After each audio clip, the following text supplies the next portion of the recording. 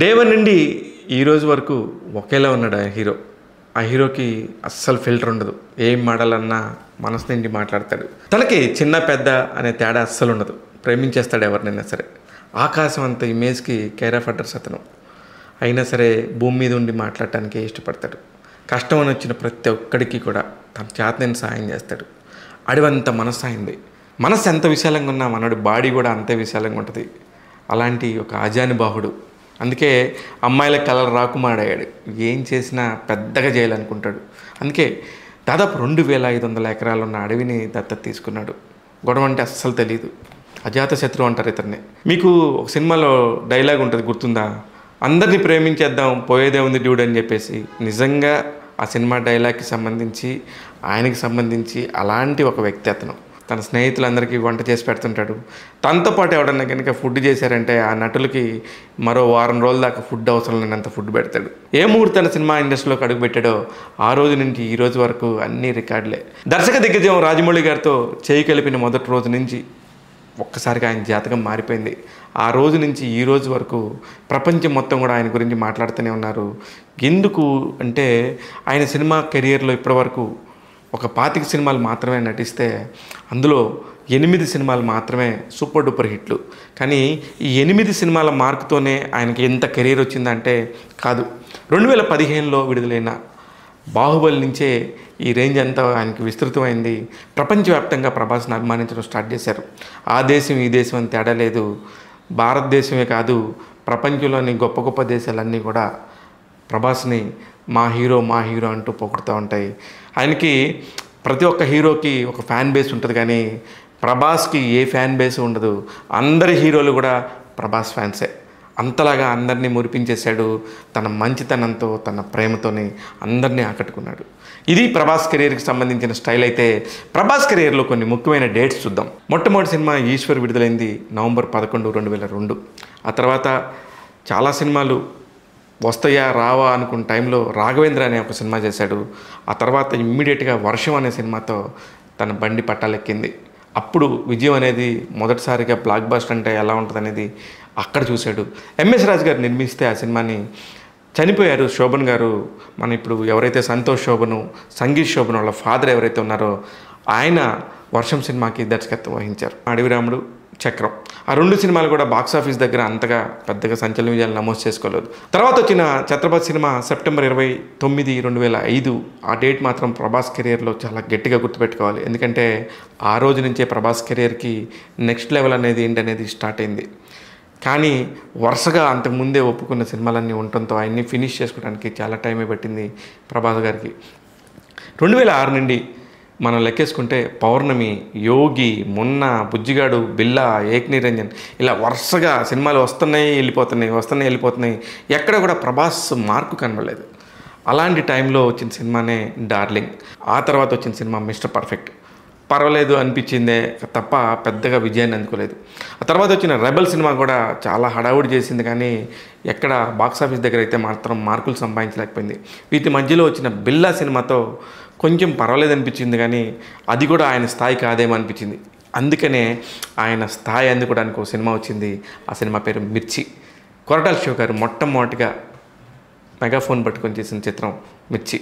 ఫిబ్రవరి 8వ తారీఖున 2012లో విడుదలైంది. యాక్చువల్లీ ఫిబ్రవరి డేట్స్ అనేది చాలా చాలా కష్టమైన డేటు సినిమా ఇండస్ట్రీకి, కానీ సూపర్ హిట్ అయింది. మిర్చితో ప్రభాస్ అమ్మాయిల హృదయాలందరినీ దోచేసుకున్నాడు. అంత మంచిగా, అంత హ్యాండ్సమ్గా కనబడతాడు. ఆ తర్వాత ఇంకేమీ ఆలోచన లేదు, డైరెక్ట్ బాహుబలి. 10వ తారీఖున జూలై 2015 విడుదలైంది. మొదట అందరూ కూడా బాగుంది సినిమా, కానీ ఎక్కడో ఏదో ప్రాబ్లం ఉందనుకున్నారు. ఆ సమయంలో అందరూ కూడా ఒక ప్రశ్న అడిగేవారు, మీకు గుర్తుంటే కనుక. ఆ బాహుబలికి బాహుబలి 2కి మధ్యలో దాదాపు 2 సంవత్సరాల గ్యాప్ ఉంది. ఈ 2 సంవత్సరాల గ్యాప్లో ప్రతి ఒక్కరూ అడిగిన ఒక ప్రశ్న ఏంటంటే, బాహుబలిని కట్టప్ప ఎందుకు చంపాడు అనే ఒక ప్రశ్న ప్రతి ఒక్కరి మైండ్లో ఉండేది. అలాగా అంత క్రేజ్ సంపాదించుకున్న సినిమాలు అవి. ఆ తర్వాత నుంచి ప్రభాస్ కెరీర్ ఒక్కసారిగా మారిపోయింది. ప్రభాస్తో సినిమా అంటే 300 కోట్లు అలాగ ఈజీగా పెట్టేయచ్చు. ఎలా చేసినా సరే 300 కోట్లు మార్కుని అలా ఓకగా దాటేస్తాడు. దేశం అంతా కూడా ఆయనకు అంత క్రేజ్ ఉందని చెప్పేసి అప్పుడు నిరూపించింది. కానీ ఆ తర్వాత వచ్చిన బాహుబలి 2 సినిమా గురించి ప్రత్యేకంగా చెప్పుకోవాలి. 2017 ఏప్రిల్ 28వ తారీఖున ఆ సినిమా విడుదలైంది. ఆ సినిమా ప్రభాస్ కెరీర్కే చారిత్రకమైన రోజు. టాలీవుడ్ ఇండస్ట్రీకి ముఖ్యంగా తెలుగు సినిమా స్టామినాని ప్రపంచానికి పరిచయం చేసిన రోజు.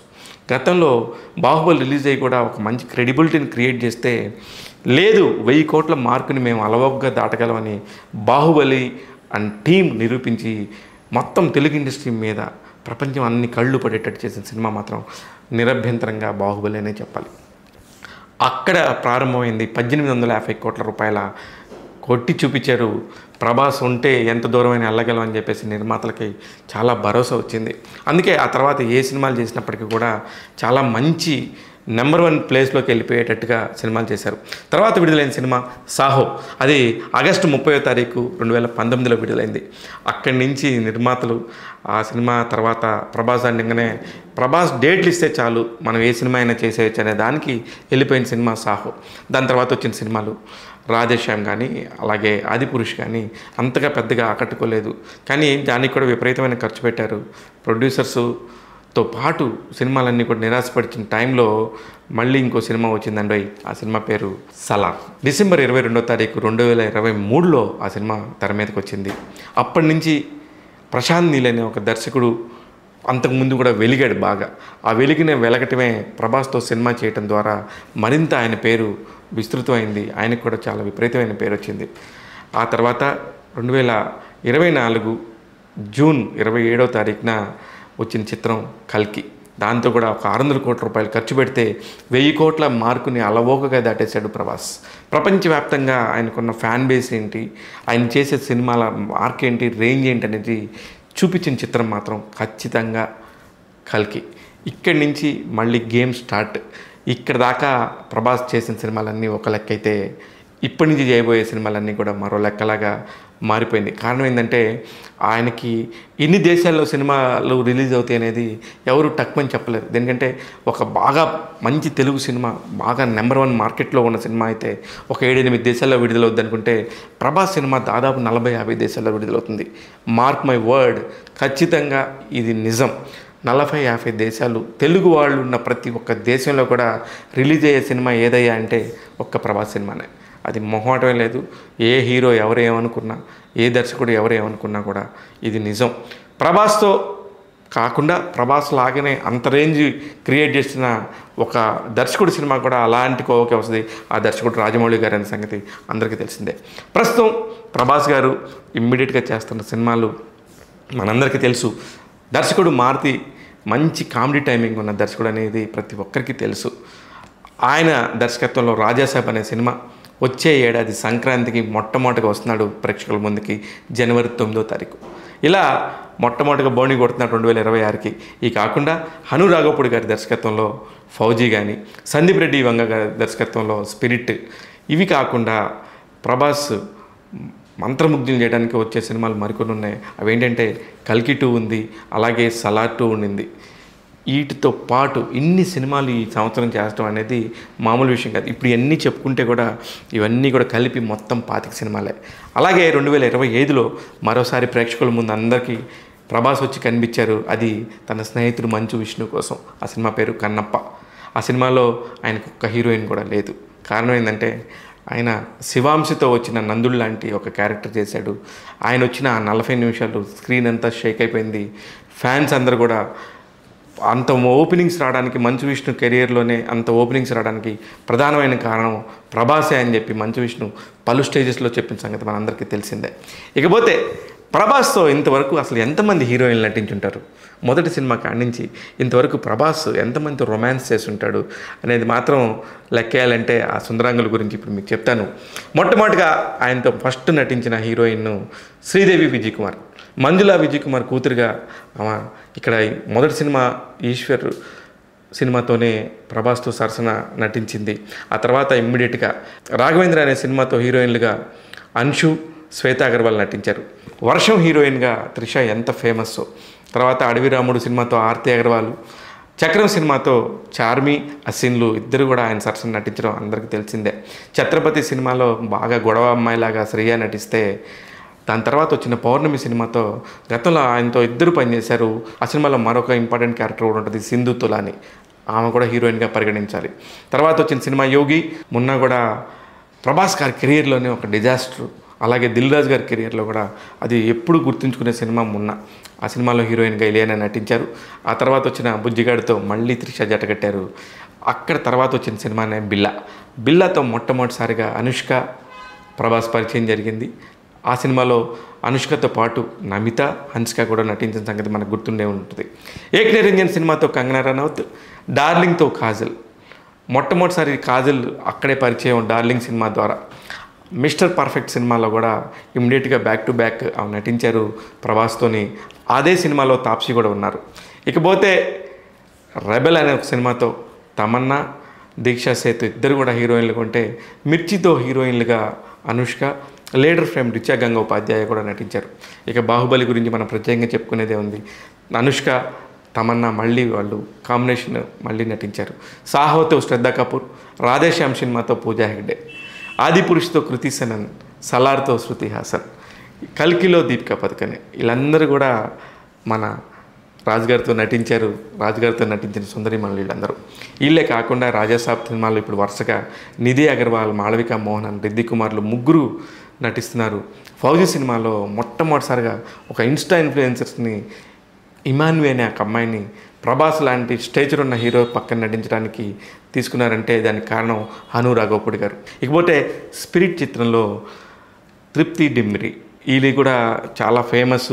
యానిమల్ సినిమాతో మన సందీప్ రెడ్డి వంగ ఎంత సంచలనం సృష్టించారో అందులో ఆ హీరోయిన్ పాత్ర కూడా చాలా ఇంపార్టెంట్. ఇలాగా ఇంతమందితో నటించినప్పటికీ కూడా కానీ కొంతమంది హీరోయిన్లతో అనగానే ప్రభాస్కి అప్పుడప్పుడు కొంచెం గాసిప్స్ కూడా వచ్చాయి. అవి ఎవరంటే ముఖ్యంగా ఫస్ట్ గాసిప్ వచ్చిన హీరోయిన్ కాజల్ అగర్వాల్తో ప్రభాస్కి ఏదో నడుస్తుందంట అనుకున్న time darling, mister perfect cinema టైంలో ఇంకేముంది దాదాపు పెళ్ళైపోయిందంట అనుకున్నారు. అలాగే అనుష్కతో 4 సినిమాల్లో నటించారు. బిల్లా, మిర్చి, బాహుబలి 1, బాహుబలి 2 ఇలా 4 సినిమాల్లో నటించడంతో ఈ కెరియర్లోనే దాదాపు 10 ఏళ్ళు ఉండటంతోనే అనుష్క దగ్గర ఈ టాపిక్ తీసుకొచ్చిన ప్రతిసారి కూడా అవును, మామూలుగా ఒక సినిమా నటిస్తేనే హీరోయిన్కి ఏదో ఉందనుకుంటారు, అలాంటిది మాకు 10 ఏళ్ల పరిచయం ఉంది కాబట్టి అందరూ అలా మాట్లాడుకోవడంలో తప్పేం లేదని చెప్పేసి ఇలాంటి ఒక గాసిప్ని కూడా చాలా ఈజీగా తీసేసుకున్నారు అనుష్క. కానీ ప్రభాస్ గారు ఎప్పుడు కూడా ఎవరి గురించి ఇలా బయటకు వచ్చి మాట్లాడింది కూడా లేదు. ఇలాంటి టైంలోనే ఆదిపురుష్ టైంలో కూడా అలాంటిది ఒక సంఘటన జరిగింది. కృతి సెనను సీతగా, రాముడిగా ప్రభాస్ నటిస్తున్నారు. ఇంక వాళ్ళిద్దరూ రాము సీతలు అయిపోయారు, వాళ్ళిద్దరికి కూడా పెళ్ళి అయిపోతుంది అన్నట్టుగా అదొక పుకారు వచ్చింది. ఈ మళ్ళీ అసలు అనుష్కతో అయితే దాదాపు 4-5 సార్లు పెళ్ళే చేసేసారు మన మీడియా పెద్దలు, మన సోషల్ మీడియా వాళ్ళందరూ కూడా. ఇలాగా ఇదందరికీ అన్నీ తెలిసినట్టే ఉన్నా కూడా మధ్యలో ఒక్కసారి ప్రభాస్ గారి కెరీర్ మొత్తం కనుక తెలుసుకోవాలి, ప్రభాస్ గారి కెరీర్ అంతా కూడా చూసుకోవాలంటే ఈ ఒక్క వీడియో చూస్తే సరిపోతుంది అనేది నా అభిప్రాయం. 2 కోట్ల రూపాయల సినిమా దగ్గర నుంచి ఇప్పుడు 2000 కోట్ల రూపాయల సినిమా వరకు చేయగలిగిన ఏకైక దమ్మున్న తెలుగు హీరో ప్రభాస్ అనటంలో ఎటువంటి ఆశ్చర్యం లేదు. ఇది ప్రభాస్ గారు మీ బర్త్డే స్పెషల్ కింద ట్యాగ్ తెలుగు యూట్యూబ్ నుంచి శివ మల్లాల కంటెంట్ని అందిస్తున్నది. అందుకే చూస్తుండండి, ఇలాంటి అనేక కొత్త కంటెంట్ని ఎప్పటికప్పుడు మీకు అందిస్తుంటాను ట్యాగ్ తెలుగు యూట్యూబ్ ఛానల్. నేను మీ శివ మల్లాల.